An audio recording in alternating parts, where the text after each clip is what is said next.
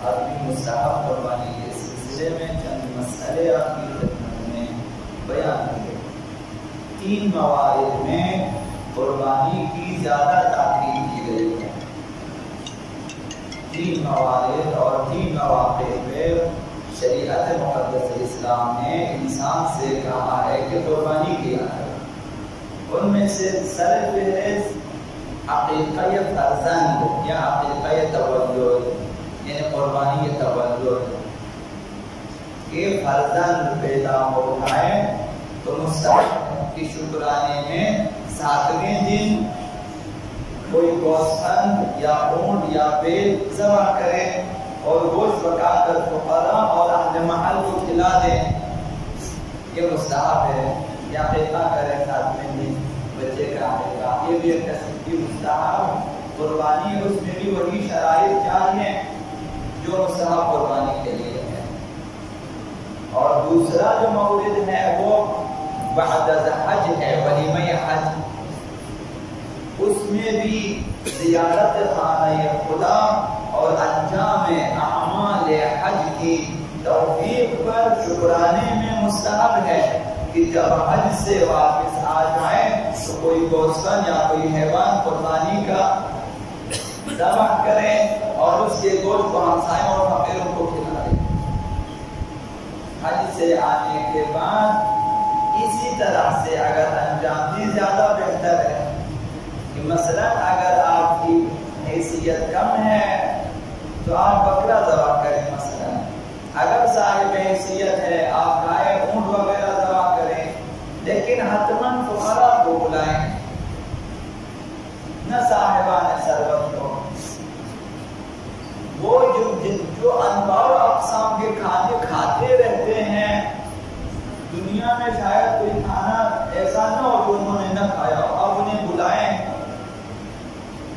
اگر آپ بلا سکتے ہیں کھلا، لیکن شریعت نے تاکید کی ہے کہ قربانی کریں حج سے واپسی پر، لیکن فقراء اور ہمسایوں کو کھلاؤ۔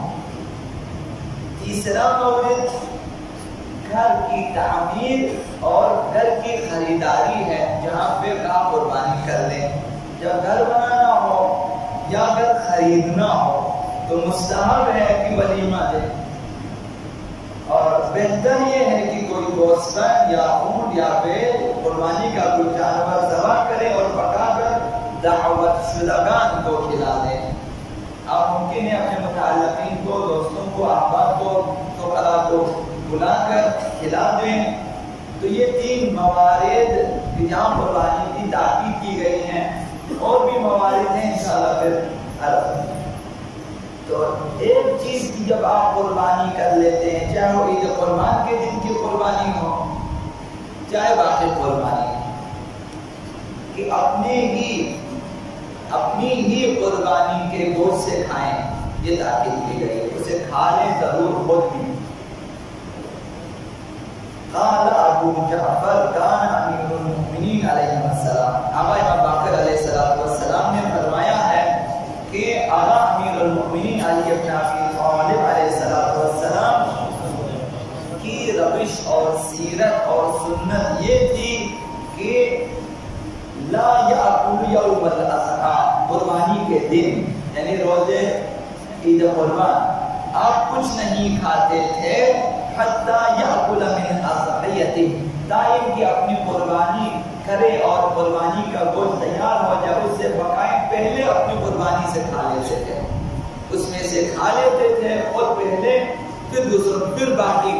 عید کے دن بہتر یہ ہے کہ جب آپ نے فاقہ کشی جو ہے وہ کی ہوئی ہے، مثلا کچھ نہ کھائیں، جب آپ نے فاقہ شکنی کرنی ہو تو اپنی قربانی کے گوشت سے کریں۔ جب تک قربانی کا گوشت جائے نا وہ ناشتہ نہ کریں، چائے وغیرہ نہ پئیں، ایسے ہی فاقہ رکھیں کہ میں نے اپنی قربانی کے گوشت، یہ مستحب ہے۔ اور یہ تاکید کی اپنی قربانی سے کچھ پکا لی جلدی سے، مثلا چلے اپنی کلیجی وغیرہ ہی پکا کے جلدی سے مثلا پہلے خود کھا لیں۔ اور یہ بھی فرمان ہے آقا باقر علیہ السلام کا فرمان وَلَا تَأْكُلْ يَوْمَ الْأَضْحَىٰ، یہ تو آقا امیر المؤمنین کی سیرت اور امام نے فرمایا تم بھی جو ہے عید قربان کے دن کچھ نہ کھانا من ہدیک وَأَضْحِيَتِكَ، مگر یہ کہ اپنی قربانی سے کھانا، پہلے اپنی قربانی سے کھانا، حدی اور قربانی۔ حدی ہے کہ مثلا حدی، اور وہاں آپ نے مینا میں قربانی سے حاجی لوگ، یہاں پر ہم لوگ اسے مثلا جو مستحب اسے قربانی کہتے ہیں یا مستحب حاجی۔ اپنی قربانی سے جب تک نہ کھائے کوئی اور چیز نہ کھائیں کہتے ہیں، پہلے اپنی قربانی سے کچھ کھا لیں، یہ مستحب ہے۔ ان قویت علیہ، اگر تمہارے پاس گنجائش ہو تو قربانی کر لو اور اپنی قربانی سے کچھ پکا کر کھا لو۔ اگر تمہیں یہ استطاعت تمہارے پاس نہ ہو، وَإِن لَّمْ تَقْوَ فَمَعْذُورٌ، اگر تمہارے پاس قربانی کی گنجائش نہیں ہے تو تم معذور ہے، پرواہ نہیں ہے، خدا متعال جو ہے تمہیں بازار نہیں کرے گا۔ ان روایتوں سے معلوم ہوتا ہے کہ اگر ممکن ہو عید قربان کے دن ہر چیز سے پہلے اپنی ہی قربانی کا گوشت کھائیں۔ حضرت امیر المؤمنین علی بن ابی طالب علیہ السلام پھر تاکید فرمایا وَإِذَا ذَبَحْتُمْ فَكُلُوا وَأَطْعِمُوا وَأَهْدُوا، جب تم قربانی کر لو تو پہلے کھا لو، اس کے بعد دوسروں کو کھلاؤ اور پھر اسے ہدیہ کر لو۔ شاید مراد یہ پہلے خود کھا لو، پھر اگر مہمان وغیرہ ان کو بھی کھلا لو، پھر باقی اگر کچھ بچے باقی تقسیم کریں، فقراء وغیرہ انہیں ہدیہ بھیجنے گھروں میں کھانے کا، ان کھانے کی تاکید ہے۔ عید قربان کا دن یہ تاکید ہے، وَاحْمَدُ اللَّهَ عَلَىٰ مَا رَزَقَكُم مِّن بَهِيمَةِ الْأَنْعَامِ، یہ کھانے کے بعد، کھلانے کے بعد اور دوسروں میں تقسیم کرنے کے بعد خدا متعال نے جو تمہیں قربانی کی نعمتیں دی اس پر حمد الہی بھی بجا لائیں۔ جب آپ کھا لیں ایک دفعہ کہ الحمدللہ رب العالمین مثلا، خدا تعالیٰ عید قربان کے دن بلند آواز سے دعا کرنے کی تاکید کیا ہے کہ یہ چیزیں فرہنگ اسلامی ہے، فرہنگ تشیع ہے، انہیں زندہ کرنا چاہیے، نہ ان کے غائبانہ کہیں قربانی کر کے خود بیٹھے رہیں۔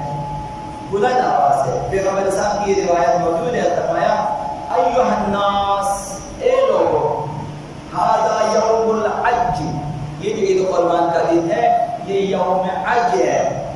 حج فریاد کرنے کو کہتے ہیں، جس طرح دعائے اللہ میں آپ پڑھتے ہیں وہ یعج الحج، یعنی فریاد کریں۔